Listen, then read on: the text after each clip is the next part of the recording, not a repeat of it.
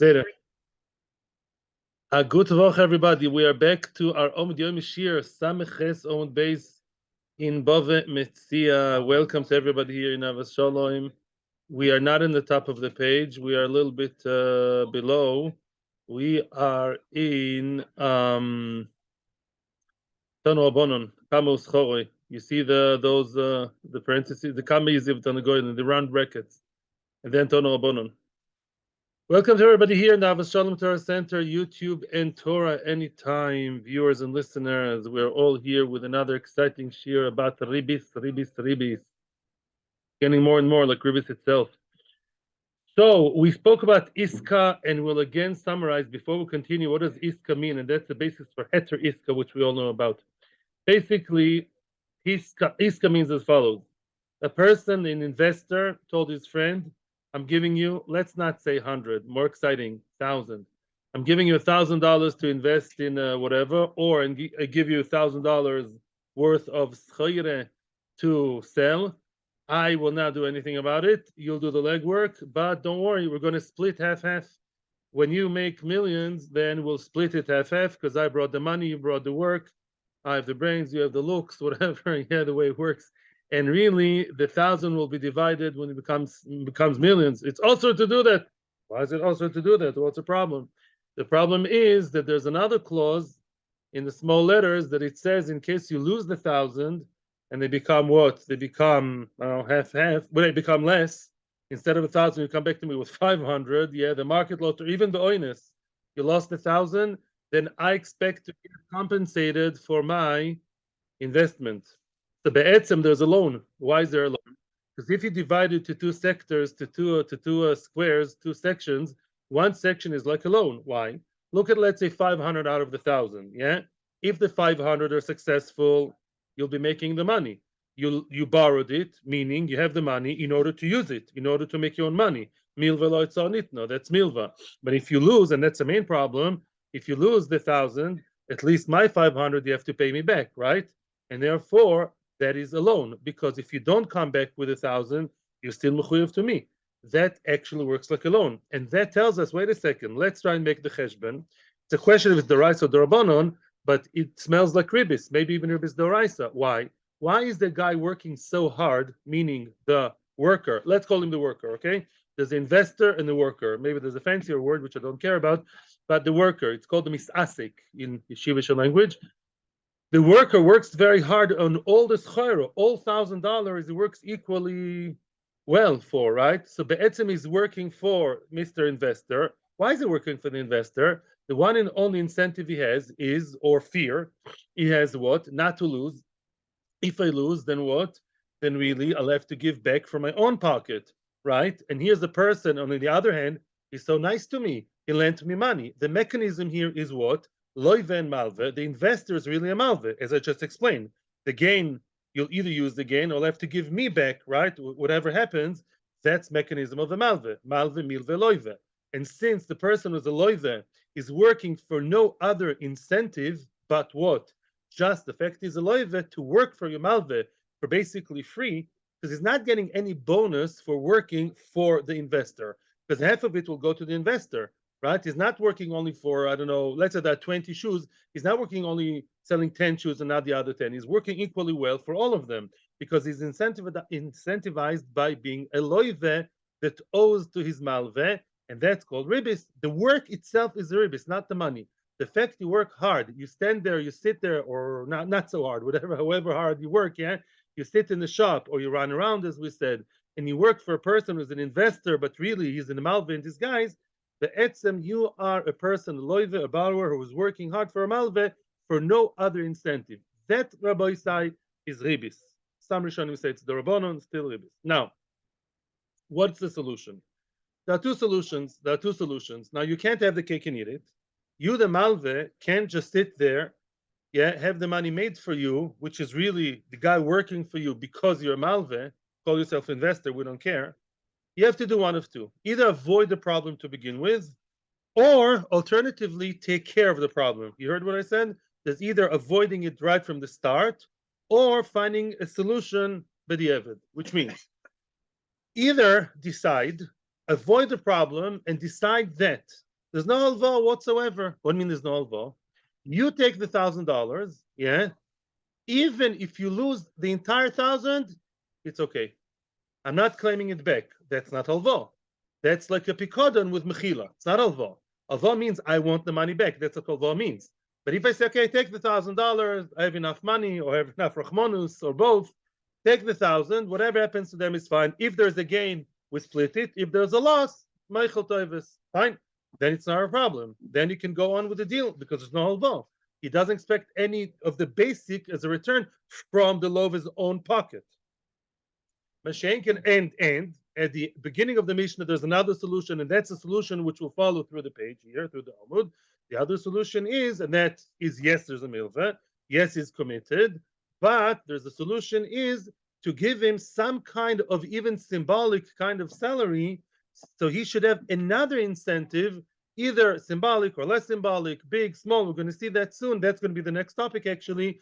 Give that worker another salary, a set salary on the side, which means you can't win both on both chasanas. You can't have the cake and eat it, which means if you want to have the security to get your 1,000 back, by hook or by crook, whatever happens, you want it alva, fine. But then you can't only be a malveh, you'll have to pay him something, either daily or monthly or one-off, we'll see. But Lamaisi, you'll have to pay the worker something in order to make sure that the worker is just a worker in your shop.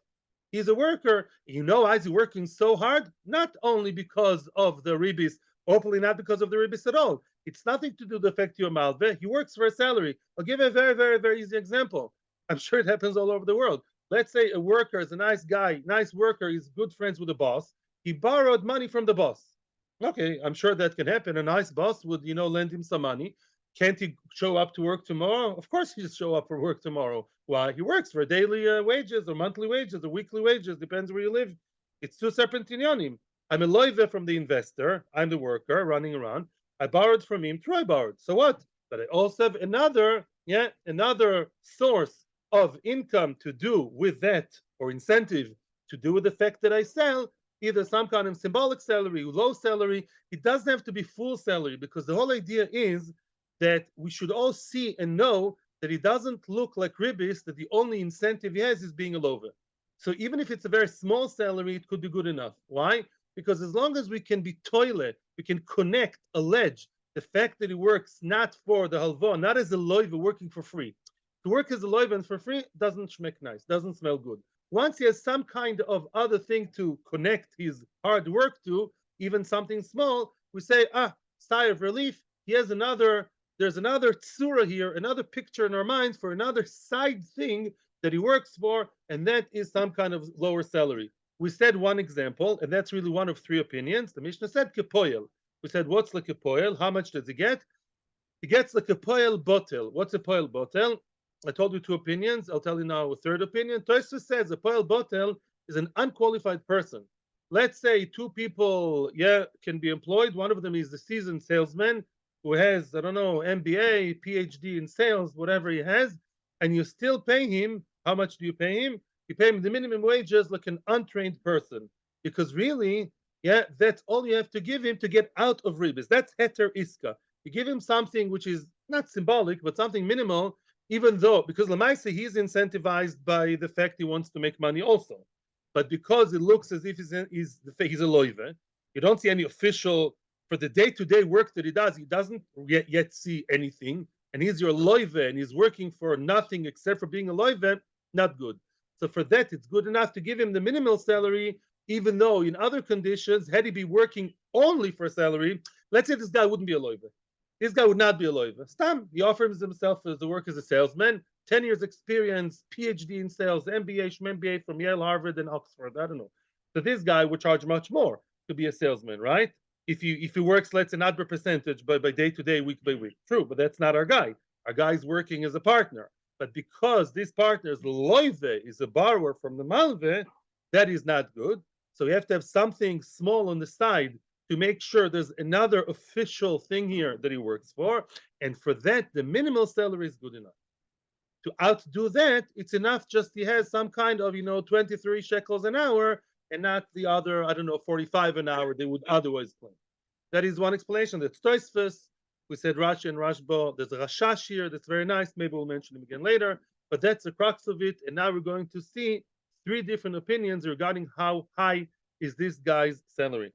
We're in the round brackets.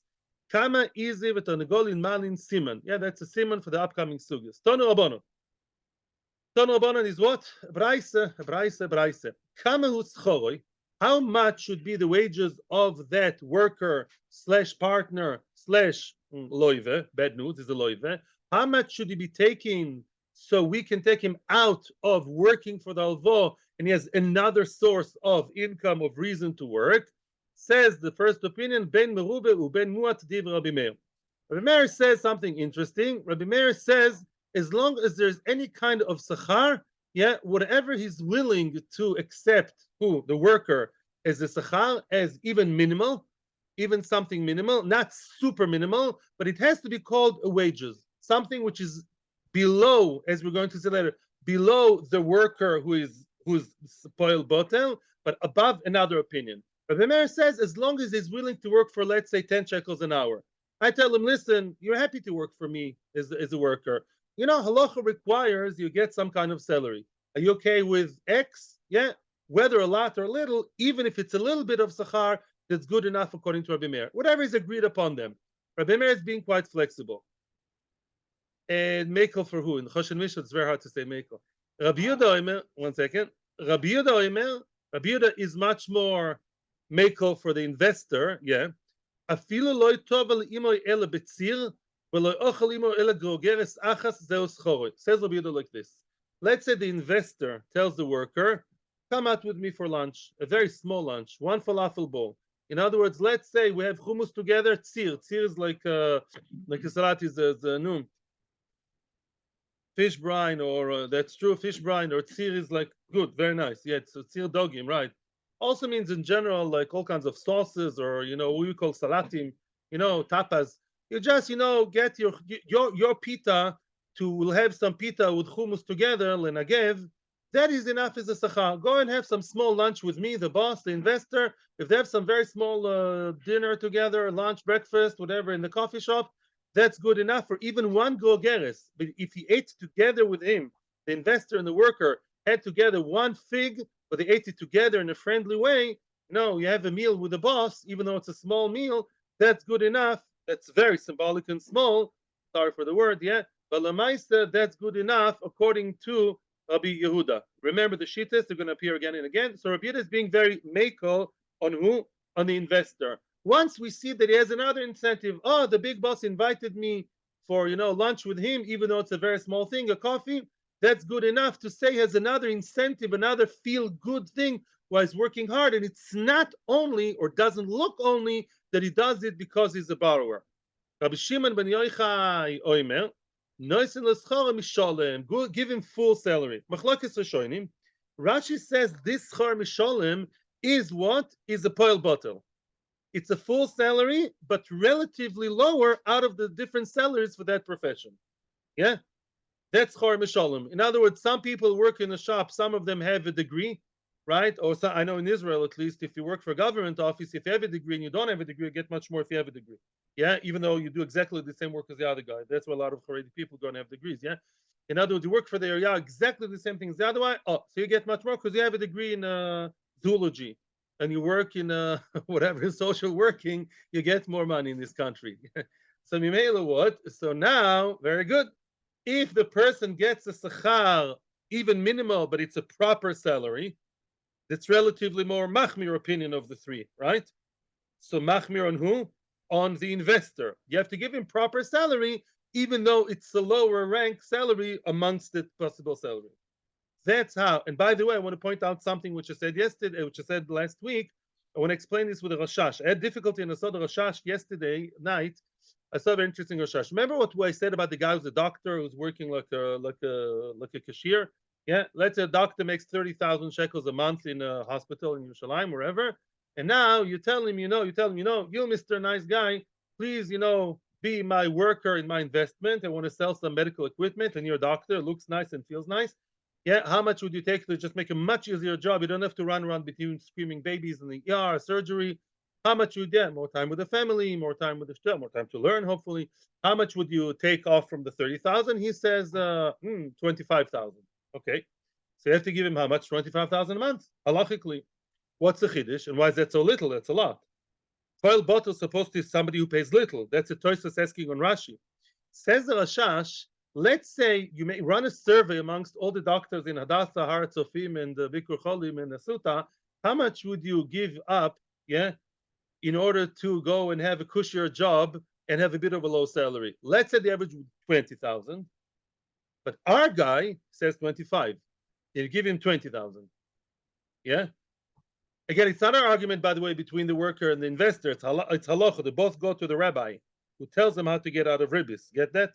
In other words, if most doctors would say, I want 20,000, yeah, in order to sit by the shop every month, and this particular said 25, you give him 20 and not 25. The idea is to give him something substantial, but out of all substantial options, to give him the lower one. Because it's really not something you really have to pay. He anyhow gets paid. And Ellen said correctly, you're very right what you said, Ellen, on last week. Ellen said, why should the investor lose? And in fact, I saw Mecharusa showed me in the end of the Masechta, it says that whenever there's an Iskah, Chazal want it to be in such a way that both sides don't lose. That's why Chazal said it's better to have the investor not losing money by securing the minimal. In other words, halva. If you make less than 1,000, I want to be compensated for the gap, for the difference. But that creates a matzav of Ribbis. To combat that, they said, okay, give him another salary on the side. But because you are merviach, yeah, the worker, so we don't want the worker to gain too much and the investor to lose too much. We put it in the middle. You get a salary that doesn't look like you're as if you're working for Ribbis. You don't get the high salary. That's the logic of Reb Shimon ben Yochai. Yes. Okay. There are different opinions in the Rishonim whether it has to be a one-off or always. In other words, does he get a monthly salary? Mashma, pearl bottle is every day or every month. To go out for lunch could be once, could be more times. I don't know. And Chinami, I'm not sure. I do know I've seen different Lishonis and the Rishonim. Some of them say it's more like a one-off thing. Some of them say it's more like a daily, monthly thing. So I hear. Okay, fine. Let's continue for now. Now, Tono Abonon. Now, before we continue, let's remember the Mishnah had a second part to it. What happens when the person is not a worker, works every day, all day, 6 out of 7 days a week? Let's say the person just has to breed an animal, and it doesn't take his entire day. He can still keep his day job. He can still go to the law office and make thousands every day.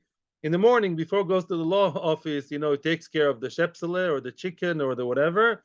Afternoon, he goes again and he takes care of them again. So then how much should he be getting? Again, the same agreement. In other words, let's breed an animal together. I have this beautiful chicken, beautiful young horse. Zehakot and Godelia will become millions as long as you take good care of him, which doesn't take your entire day, let's say, right? But you have to feed him, and you do have to be paid something for the, 20 minutes a day you deal with him, right? So then what do we say? Also, if it's half-half, you have to do one of the two. Either you have to pay him something, you have to pay him for his work and for some of the food, if not all the food, right? That you invest in the animal, the fodder, or you can decide right from the start, even if this young foal or that chicken will die, I'm moichel to you. One of the two, right? So now let's see a gemara about that point. Tanoim. Tono Abonon. Ein shamin. Shamin means what? Do not assess the amount of the value of the animal, the young animal, which you now brought from your Tel Aviv home to the kibbutznik, the moshavnik, to raise it and breed it, legadla, letor lecholpol ma'asim tovim, when eventually will be a very expensive animal, which you will breed for me. So if it's shamin, what does shamin mean? We assess how much it's worth, which means, if it becomes worth less, because emaciated, becomes sick, it's going to die, you got to pay me, right? So that we're in danger of Ribbis. It's like alvo. Still, you borrowed the animal's worth. Ein shamin, you're not allowed to do that. Lo izim, not goats, v'lo rechelim, not the sheep, v'lo kodav she'ena oise v'oichel. Any animal that is not beneficial to keep, that doesn't actually produce anything, that's not productive. In the Havamina, we're talking here about what? Animals that are not work animals. Goats and sheep, they don't work the farm. They don't work the field. So to keep them, the one who keeps them, the keeper, the animal keeper, doesn't gain anything by keeping them. Lemechza. You're not allowed to now create a half-half situation. In Bekitzer, the story of the Mishnah, that has scam, unless you have one good solution of giving him money, yeah, then some kind of money on the side. The mere fact that the animal is by you doesn't gain you anything, as opposed to what? Let's say the animal I gave you is a horse or a cow or something that can actually work in the field. It's a work animal. You get to use it when it's a little bit big. It can start working. You'll get to use it to plow your field, to work your field. I don't have to pay you extra. You're the one who keep it, and the sechar is evened out. You feed it every day. You make it grow. You help it grow every day. But the sechar, the compensation you get for that is what? The fact you get to use it. Like, I want you to take care of my car. Take it to the garage, take it to the MOT, do things with it, but you get to drive it. I don't have to pay you extra. That's a very good mashal. Yeah, let's a person doesn't need to drive much, has a fancy Lamborghini. You shine it, you clean it, you take it everywhere, but you also get to drive the Lamborghini. Everyone's jealous, and you get very quickly from place to place. Same thing if you keep the siach or the ego, the working animals. But if the animals don't work, then they're just a sheep or a goat. You don't gain anything by having them with you. And therefore, you have to get extra money besides the actual fact that they're in your place. Because by the goats and the sheep, just having them there, they can't plow the field, right? So having them there, you're not merviach anything, you the worker. You need another monthly thing or daily thing or one-off thing to help you, have another incentive while you keep those creatures in your farm or in your house and your back garden. That's what the Nekama says. Let me ask you a question before we continue. Is that so? If you have female goat or female sheep, you don't gain anything by having it. Milk, and of course wool. Yeah, zog the heilige Rabbi Yosef Bar Biyoda. So Tanakam is schwer. Rabbi Yosef Bar Biyoda, no. Shomini says, you might argue, you should, yes, you're allowed to actually assess the value of the izim of the goats because you can get the milk from them. Which means the sheep, they have good wool. The izim don't have good wool. It's even not called wool halachically. Yeah, if you saw in the parasha, yeah, the rechelim, the sheep, they have good wool. What can you get from the wool? You shear them and you get the wool. You the worker. So why do you say that you have to give him extra money? Of course he gets. He gets to shear them. The shoitfos umotos. What does shoitfos mean? We know lishtof is to wash. When they walk down the river, when they pass the river, yeah, they'll go down the river. Then some of the wool gets, swept away. Yeah, starts whatever, it gets disconnected and goes into the water. And then you, Mr. Worker, you can collect that wool. You collect the wool that wasn't officially shorn, but is there. And motos is when you go through the thorns, some of the thorns, snags the wool, and the wool is now being torn, and you can keep that wool. Oh, so you get to keep the wool. And therefore, that's good enough of an incentive, besides giving extra money. The chicken, the hen. The hen is something which is oisevoichel. I'm sorry, why? It gives you eggs. Yeah, every morning you have an egg. I have a friend in Manchester. Usually he doesn't buy eggs in Manchester. Yeah, he has a chicken coop in the back of his yard, and he has 2 or 3 female hens, and they just manage themselves without males to have eggs that never hatch into anything. So every morning he has eggs. That's how they have their eggs. Yeah. So Mimele, it's Oisev Eichel. Why do you need Bechlal, another extra incentive? And the question, of course, is now is in Tanakama. Frag the Gemara now attacking Tanakama. But Tanakama, Giza v'cholov loy sofik l'sechar amolo mezoinoi.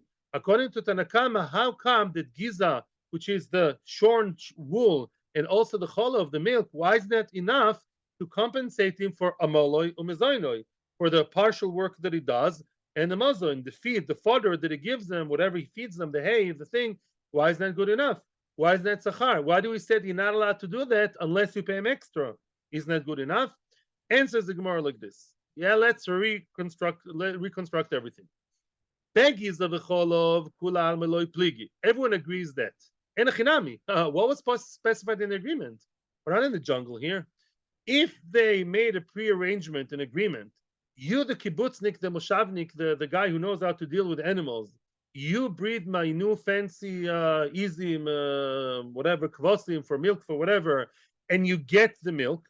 As long as the animals by you, before we split the gains, the profits, you get to keep the wool, you get to keep the chol of the milk. Kul alma loy pligi. Everyone agrees that's 100% okay, kosher v'yosher. Why? Because lamaisa, obviously, real milk every day and real wool, that's money. Of course, that's good enough to compensate for your work, and therefore it's not a problem of iskah. It's heter iskah. It's a good iskah because you are a borrower, but you're working absolutely in the eyes of everyone and in the eyes of Hashem. You're working for something clear and concrete. Cholav and Giza, keep ligi. So where is the machlokas? Where is the catch? Where did Tanakama and Rabbi Yosef Rabbi Yehuda disagree? Benisyoivi v'tutri. Nisyoivi means way. Where there's a will, there's a way. Whey. Benisyoivi, yeah, the water of the milk. In other words, if I say, oh, I'm the guy from Tel Aviv and I have the nice goats and the sheep, and I bring them to you to the kibbutz, and I tell you, I keep all the milk. I'll come every other day with my shliach, and I'll take all the milk, and I'll take the cheese. But the nisyovi, the nisyov, it's called in modern Hebrew also nisyov, the nisyov of the blood also, the nisyov, the watery part of the milk, which is less nice, not the part of the cheese or the butter, right? That you keep, the worker. The tutri, taf is like shin, the part that was nosher, the part of the wool that you didn't properly shear, but the part that fell here and there with the thorns, with the water, only that you keep. That's a question now. Tanakama Rabbi Shimon ben Yochai. Back to the old machloikes. How serious and big supposed to be the salary or the gains of Mr. Worker as long as his worker for Mr. Big Guy Malve Investor? Tanakama believes that Rabbi Shimon ben Yochai, the Omer Nosen L'Schor Misholim. Tanakama thinks that Rabbi Shimon ben Yochai that says a proper salary. And by the way, I forgot to tell you, I think it's the Rifa thing of the Nukei Yosef, somebody in the back of the Gemara, I think it's Rifa and the Nukei Yosef, they say that this opinion holds you have to give him full salary, 25,000. You have to give him the proper salary.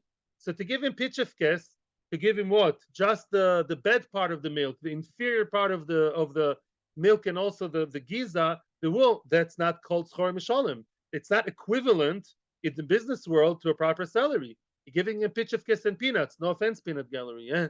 You give him here and there. That's not what we call proper enough.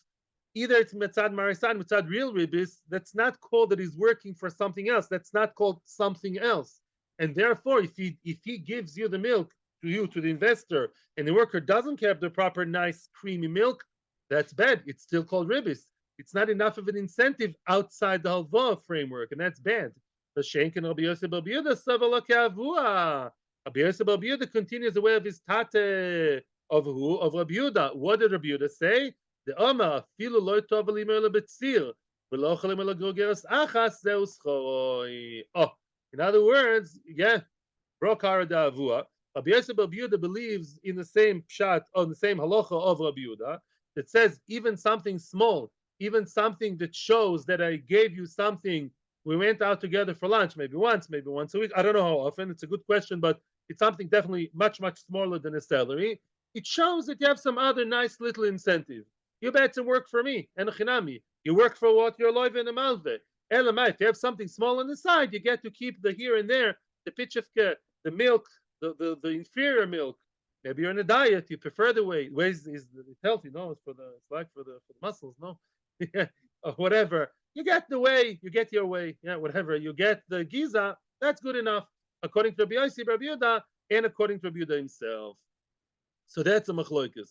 Machavus had a question, why do we have to repeat the same machlokas twice? And I answered, it's not the same machlokas. Why is it not the same machlokas?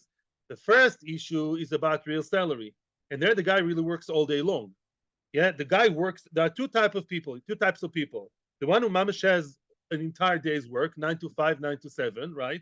And needs a salary, high or low, or even just to go to the restaurant every once in a while. And you have another guy who doesn't work all day long with the sheep and the goats. Yeah, he's not a farm. He doesn't take his entire day. If he does, that's a new type of conversation. But let's say this guy keeps his day job. I don't have to pay him a full salary. He's a very successful architect. I don't know what. And he lives in a moshav. You know, moshavim are very rich people. You know that? Yeah, whatever. He goes to Tzfat to work in a very fancy job. And I know such people. And he goes back home in the morning and the evening to take care of some things for the animals, things like that. but the best of both worlds. Such a guy doesn't pay him a whole salary. That's tosfos, yeah. Mimela, what? Such a guy is another machloikas. It's an equivalent machloikas, but not the same. This guy doesn't get an entire salary. He gets goods. He gets items, milk, cholov. He gets giza, cholov, things like that. And here there's another machloikas. Even though the salary is small to begin with, even within that small, not salary, even with that small compensation, there's that machloikas also applies. Because one would have said maybe not. Maybe when we talk about such small things, everyone would agree that a bit of low milk is good enough. Mashmalan, there also we have the same machloikas. We have machloikas in a big league. Somebody who gets paid for a whole day's job, low or high. We have machloikas about a guy who works 2 minutes a day, 3 minutes a day, 20 minutes a day. Is his sachar also small or big? Is it, do you need good creamy milk in order to be considered as compensated properly besides the iska? Or is it enough to get some pitchivka here and there, some low milk and some shiraim of the wool? Is that good enough? The mechlokes applies there too. Yes, question time for a little bit. Right. Okay, next case. Now your case is going to come to play. Toner Rabbanon. Listen carefully to the way the Gemara phrases the new case. Maskeres isha lechaverto. A woman may rent out actually to her friend, another lady, tarnigoiles, her hen, b'shnei efroichin, which means one lady in this case. It doesn't matter, by the way, if it's men or women. He will move to women.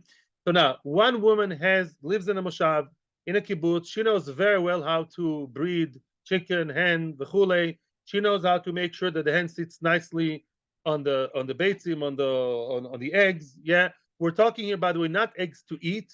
Yeah, there's one lady that she's the one who has the hen. She has the chicken. She has the chicken coop with all the ganze mishpacha there. And she says to another woman who doesn't know much about breeding, and she says to her, I know you have eggs in your house. Those eggs have amazing potential to become what? To become efroichim, to become chicks. Yeah, one day they'll hatch, become beautiful chicks. Zakot and Godoliah. They will hatch out of the egg, the efroichim. So listen, I know how to deal with hens and you don't. So therefore, I'm renting out my services.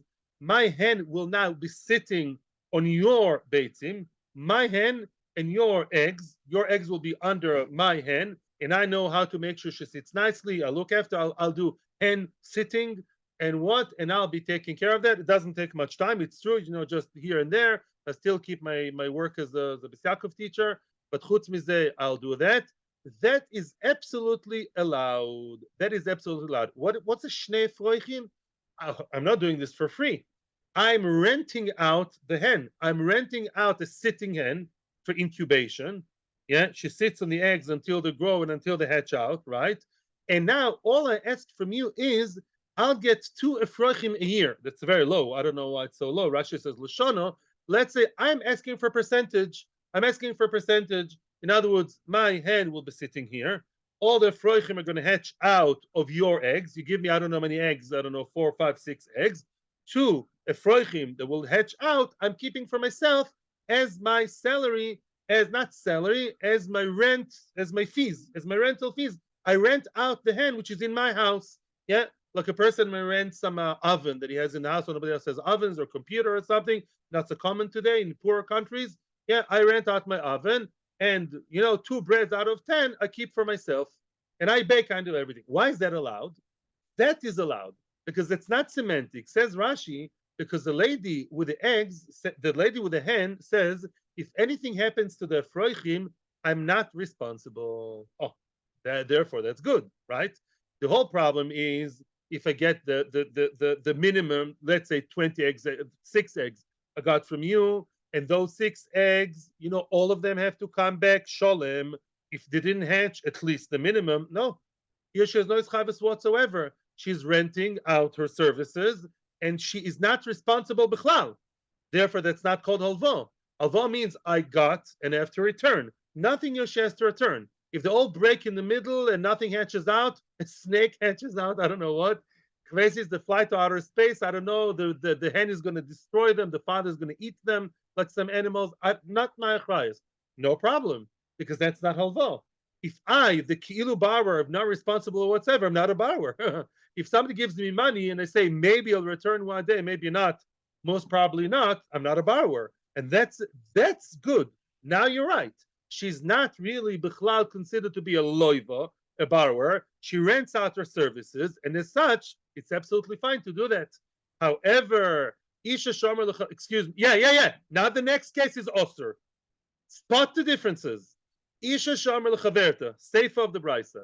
Another woman, another case, told her friend, Ternegolis shali, I have a ternegolis, I have a hen.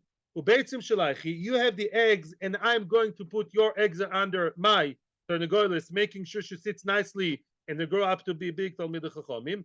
Zani ve'at nachlok be'efroichin, and eventually you and I will split the efroichim. I'm not renting out services. I'm your partner. A partner? If so, of course, goes without saying that also what? If anything happens to the eggs, the partners be responsible, blah, blah, blah.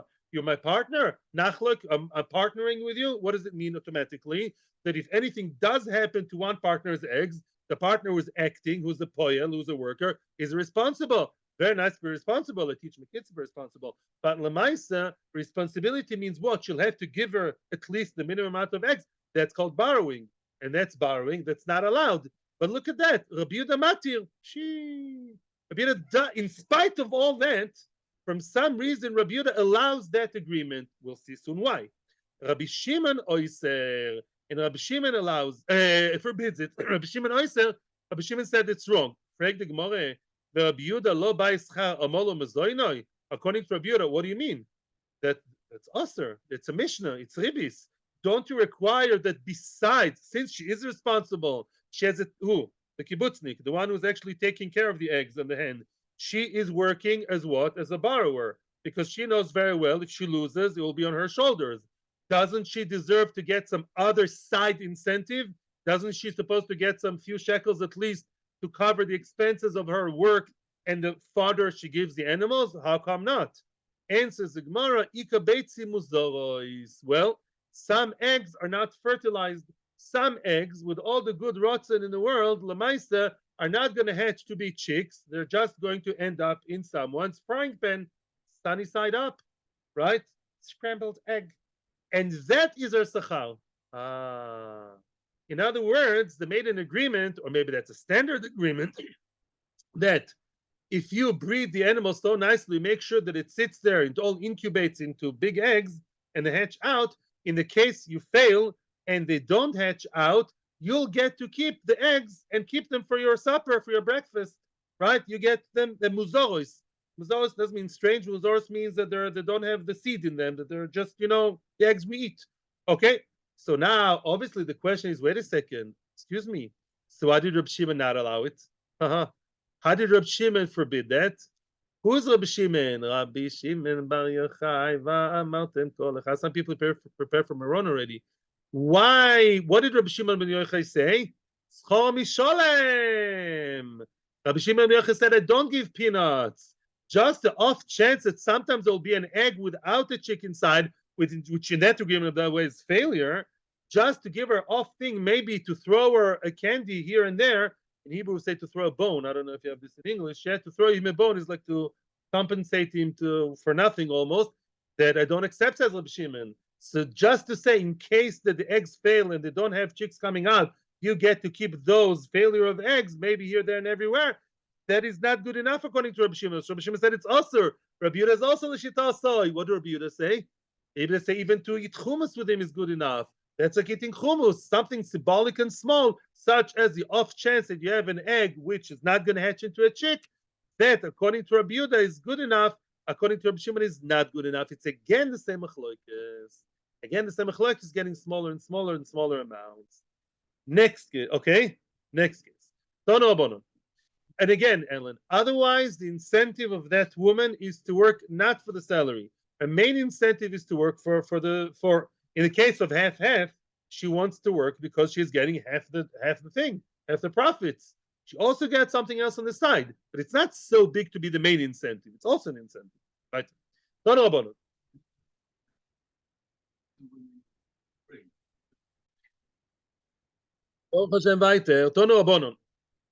Now let's talk about that young calf, young foal, young animal. Usually young animals, when they come to the farm, they're together with a mame, with a mother. Who feeds them? The mother, naturally, right? So to speak, breastfeed from the mother, yeah. And they eat from the mother. And usually the mother also takes care of them more than the farmer. So they walk around with the mother, they're taller than her. And therefore, let's see what the halacha says about that. Tano bonon. Mokem shenagu, in a place where there's a minag, the custom is la'alois schar kosof lamois labehema malin, which means kataf, also mentioned in Brochus Daf Yutes. Kataf is like a schlepper, like a porter, a person who schleps things on his shoulder. So let's say you had a young foal, a young animal, a big animal, which at this stage of his life is small, and you actually have to schlep it on your shoulder. It doesn't have a mommy. You have to feed it with a bottle, like they do nowadays to animals. You have to feed it with a baby bottle, yeah. And your mamish have to schlep it here and there. You should get proper salary for that. I don't have salary like cooking all day long, but you should get compensated. That's real physical work. You have to be the mommy of that little animal. So let's say there's a place the minhag is. Now listen to this shtick over here. Even if some places had the minhag, that if you give your farmer an animal to look after, even though it has the mother with it, you still give him full salary as if the mother is not there. Because when the mother is there, you don't have to work as hard, you still have to work. You still have to make sure the foal is okay, it doesn't run away, the mother, there's less work, but there's work. In some places, the custom was that even though the baby animal is tended by his mother, you still have to pay the farmer full salary as if the animal is by itself. That's the accepted thing. Choshen Mishpat is very flexible. Let's say there is such a minhag to do that. Malin, don't argue. If you're the investor from Tel Aviv, you give him a young foal with the mother horse, with the mare, you have to give him ke'ilu the young horses alone. The en mishanin minaga medina. Don't change from the custom of niga medina. And that also applies to what, obviously, to us as what? If somebody's an investor with an iskah, with an half-half, that's a problem, right? If you don't give him proper salary, that's proper salary. To pay him proper salary as if he's breeding the animal by itself. Why? Because that's what's accepted. Less than that, the person is not really incentivized. If he looks a friar. So therefore, why is he working? Because he's a loive. Back to Ribbis. But Shimon Gamliel, no. Shamin egelim imoi, you sham the egel together with the mother. You give him the kind of salary like somebody who takes care of an egel with a mother, much, much less. Because mommy takes care of half his needs. The siach, a baby horse, a baby donkey could be, imimo together with the mother. Oh, says Rav Shbag, no.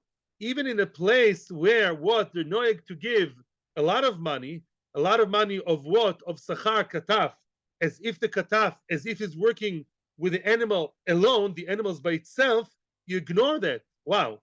In other words, you still give him, now, the havamin of the Gemara, by the way, shamin egelim imoy is, lefi the havamin, you don't give him anything. Because when you have the mother and the baby together, you do not give him proper salary for taking care of the baby. And as of now, we ignore the fact that you take care of the animal a little bit. There are three levels here. The highest salary is what? Taking care of the baby by itself. And some people used to give good conditions to the farmers. And even though the farmer took care of an animal, second level, animal with the mother, which work much less, they still treated them nicely, the farmers. They had a farmers union, I don't know why. And you give them a salary as if they take care of the baby by itself, as if you're kataf, schlepping him on your tefaim, on your shoulders. Shbag says, I don't believe in that baloney. No, mapitom. The person didn't really do hard work. I don't care about these stupid agreements. And what? And really, you don't give him a salary, but you treat him as someone who only takes care of a mother with a baby, which at the Gemara at this stage means you give him zero. That's what we thought. You don't have to give him anything at all. Because it's not really working. Frag the Gemara right away. What do you mean? It's still work.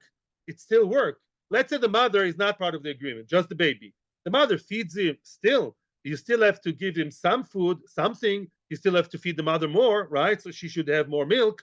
You still have to take care of the kid, even though the mother is there. Yeah, there's still a little bit of work involved, much less, but there's something. How can you ignore that?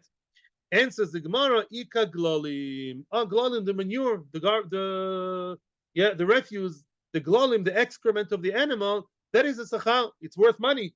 What can you do with it? You can fertilize the field. You can use it as very good firewood, not firewood, whatever, to feed your fire. You can do that with glolim. I've heard that in Central Asia, it's a very expensive thing. The glolim of the animals, people fight over it because it's cold places, and that's how they feed their fire. Yeah. So that's what he gets. Says Rashbag. I didn't say he'll get nothing. He'll get something. What will he get? Glolim. He'll get whatever the animal, makes. Sorry, and that he'll keep that.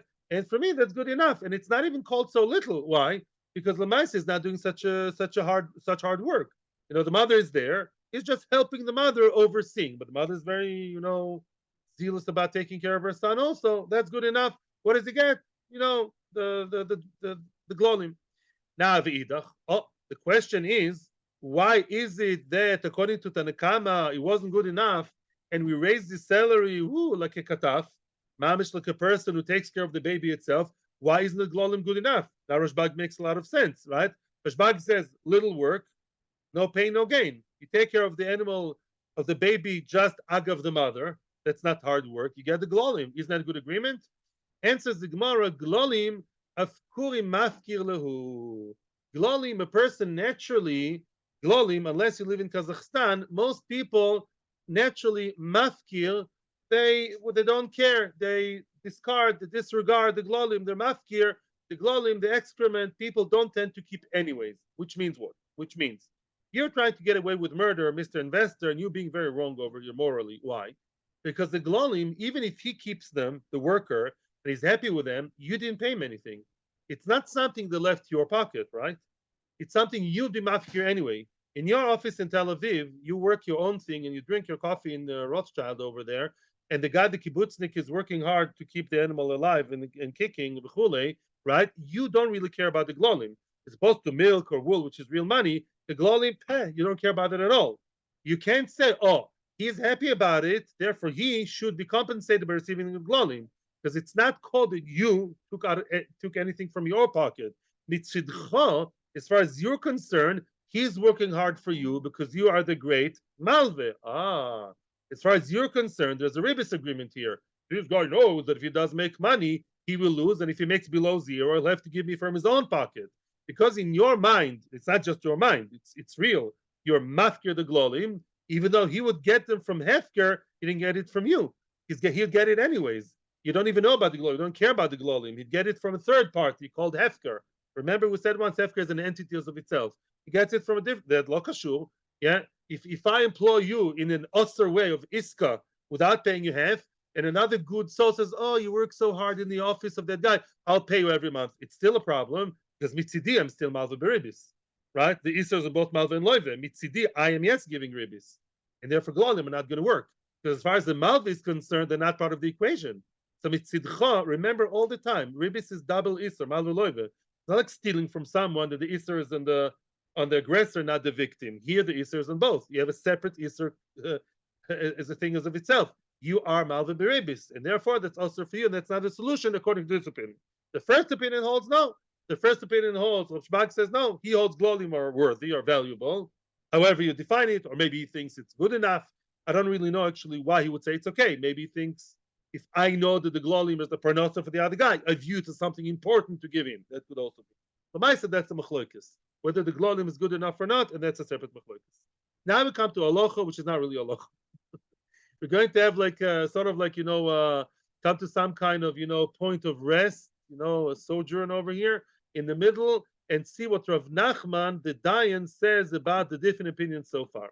Omar Rav Nachman, halacha Rav Yehuda. What did Rav Yehuda say again? Out of the three opinions, he was the most makel for the investor. Rav Yehuda says take him out for lunch, a very miserly lunch, just some hummus and pita, make sure that he feels respected and got a little bit of money. That's good enough to take him out of the Ribbis equation. He has another incentive. Regarding what? Regarding getting the whey of the milk and getting the bit of the leftover wool, that's good enough. It's all the shitosoi. They're all the same way. They're all being easy on the investor. Regarding what?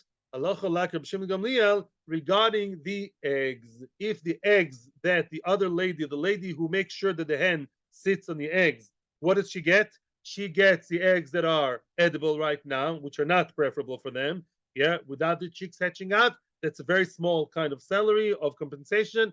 That's good enough. It's all shitos, all the same way. That's what Rav Nachman says. Rav Nachman was a dayan. So it's interesting if you notice. There's no ein mishpat here. There's no masoras hasha. There's no ein mishpat. Sorry, it doesn't look like this is la halacha, and it's not the halacha. Yeah. In other words, although Rav Nachman said it's halacha and he was a dayan, it's not the halacha. That's what Rav Nachman says. Soon we'll see in the Gemara that Rav Nachman himself didn't even mean to say it's la halacha. That at this point we think Rav Nachman is halachically paskening that the minimal kind of wage on all three levels is always what's expected and not more than the minimum. That's what we think at the moment. Okay. Now we're going to see a story which will teach us otherwise. Instead of continuing to the story, let's have a small summary. So we have three stories here. We had four stories, really. We had three stories. The first story is the person who mamish works in the store, right? He works in the store all day long. He has to get a salary. What kind of salary? Either proper salary, although on the lower range, or whatever he wants, could be small, even below salary, or according to Rabbi Yehuda, even just a bit of hummus to eat with the investors, good enough. So far we said that's halacha. What about a person who gets to his possession some kind of chicken or a horse or whatever, and it's not an all day's work salary? He's getting some kind of items, either money for the bit of work that he does, or he gets, what does he get? Proper milk and giza. That's for sure good. What would be, and that's required according to Rabbi Shimon ben Yochai, that says you have to give him proper sachar. What about the other opinion? Rabbi Yehuda says no, it's enough to give him the leftover, the bit of low class milk and a bit of giza. That's good enough. It's symbolic to show that it's not just working for the halva. And the third story was about the eggs. A lady who gets eggs which are not the fertile ones. Is that good enough, or is that just symbolic and not good enough? Again, machlokas Rabbi Yehuda. And so far, the winner, so to speak, halacha seems to be like Rabbi Yehuda. All you have to give him is a little bit. That's not the halacha. Halacha in Shulchan Aruch is you have to give him salary, like what? Like poil bottle, like Rabbi Shimon ben Yochai.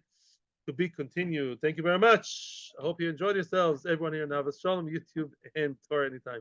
Have a great week, and Rosh Chodesh Nisan coming soon. New Hischadshus, new month, new time. Tzlocha Rabba.